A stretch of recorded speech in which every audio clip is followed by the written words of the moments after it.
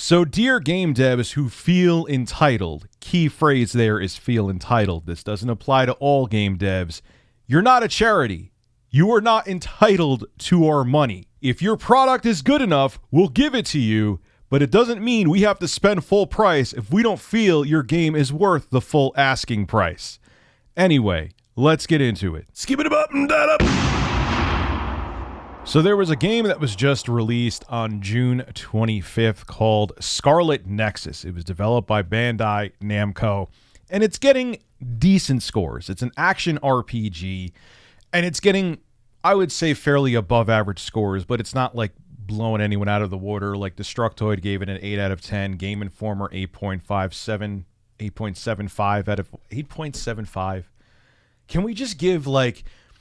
I got to agree with Adam Sessler on this. Like, what is the difference between a game being an 8.6 and an 8.75? Can we just give like really rudimentary scores where it's like 1 through 5, a 5 out of 5, a 4 out of 5? Like, let me continue though. GameSpot gave it a 7 out of 10. Games Radar gave it a 3.5 out of 5. IGN gave it an 8 out of 10.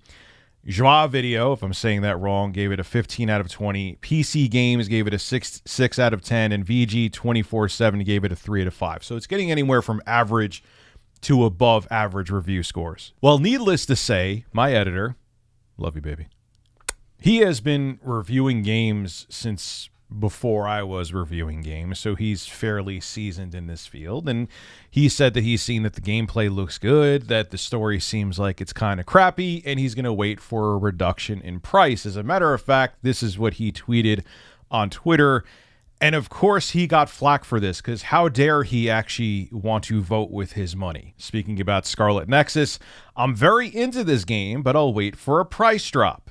And here's a response to him right here. That's one way to support the dev's work. And he got more flack for it than that. There was other people complaining to him that, you know, he doesn't want to support the developers and this is why games don't get sequels. And sounds familiar, doesn't it? It harkens back to another story that I did a few months ago about what the Days Gone creative director said. He was on David Jaffe's podcast, who's the creator of God of War. I'm actually a member of his YouTube channel. Go check him out. I really like David Jaffe. But anyway, he had on Garvin, and this is what he had to say about how people spend their money. I do have an opinion on something that your audience may find of interest, and it might piss them off, Garvin replied. If you love a game, buy it at effing full price. I can't tell you how many times I've seen gamers say, yeah, I got that on sale. I got it through PS Plus, whatever.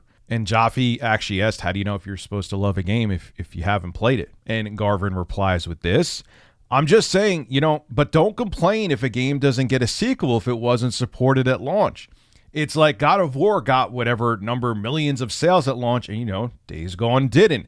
I'm just speaking for me personally as a developer. I don't work for Sony. I don't know what the numbers are. And he goes on to talk about piracy and blah, blah, blah, blah, blah, blah, blah. I like, okay, I'm not saying piracy isn't an issue, but if people like a game and they think it's good, they're going to go out and buy it day one or even pre-order it, which I'm mixed on. I do pre-order not often, but from time to time. And we could argue about how pre-orders are cancerous for gaming and so on and so forth. And I'll probably agree with a lot of your takes as to why you should not pre-order. But hearing people in the community and the creative director, John Garvin, say, like, hey, if you want us to make more games, you better buy them at full price, I feel is like the equivalent of a streamer saying, hey, if you want me to keep streaming, you need to donate, and they tell it to you every 5 minutes. Not going to name any names. I've already gone through names of people that do that. But to the developers that feel this way, you're not a charity. You're a product. Just like when I live stream, I know it's two totally different fields, but this analogy works. If people don't find my live streams entertaining, they won't support them. They won't do super chats. It's up to me to make a product that people want to support. And that's the same with you. If people feel, especially now in the 9th gen, that games are worth $70, they will buy them. If they don't feel it's worth $70, they'll wait till they get cheaper. Think about this. Look, I understand that game development is brutal. I understand it's a lot of work. I hear all about crunch, and I'm not taking away how much these guys work their asses off. But they have to realize, especially now with games becoming $70 each, say there's 3 games that people want in 1 month. That's $210 before taxes, so it's actually more money than that. That's almost as much as you spend on a console. You could get an Xbox Series S for 80 something more, well, a little more than that with tax.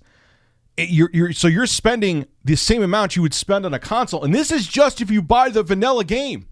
If you buy a special edition or it comes with a DLC pass or whatever other crap they give you, you could be spending $300+ on 3 games a month, if not more. You could be easily spending beyond what an Xbox Series S would cost you in just buying 3 games in 2021. And you're mad that people may wait for a sale or a Steam sale or a sale on PlayStation Network or the PlayStation Store or an Xbox? You're really angry at that? Just like whether you're an entertainer, just like whether you're developing video games, just like even if you're making a couch, you're an interior designer and you're selling your stuff at a furniture store. If people like the furniture and they think it's worth whatever price you're asking when you first release it, they'll buy it for that. If they don't think your couch is good looking enough to spend $1,000 on it and they're going to wait for a sale for it to be 20% off, they're going to wait. The quality of the product dictates what people want to spend. Not, hey, we need your money or else we're not going to be able to make another game or we're not going to be able to make a sequel. You have to prove it to the consumer with the quality of the product you make. And if the quality is there, people will buy it. If they don't feel it's there, they're going to spend what they feel it's worth. And if you don't like that, too damn bad. I'm sure people are going to disagree with this, but that's with any field, not just game development. This is Rich of Review Tech USA signing out. Have a good one. Hey, if you enjoy my content, consider becoming a Review Tech USA member. I'll have a link below in the description. I live stream now on this channel all the time, and it gives you access to cool emoticons to use as well while I live stream. Again, link below in the description. Thank you for your continued support.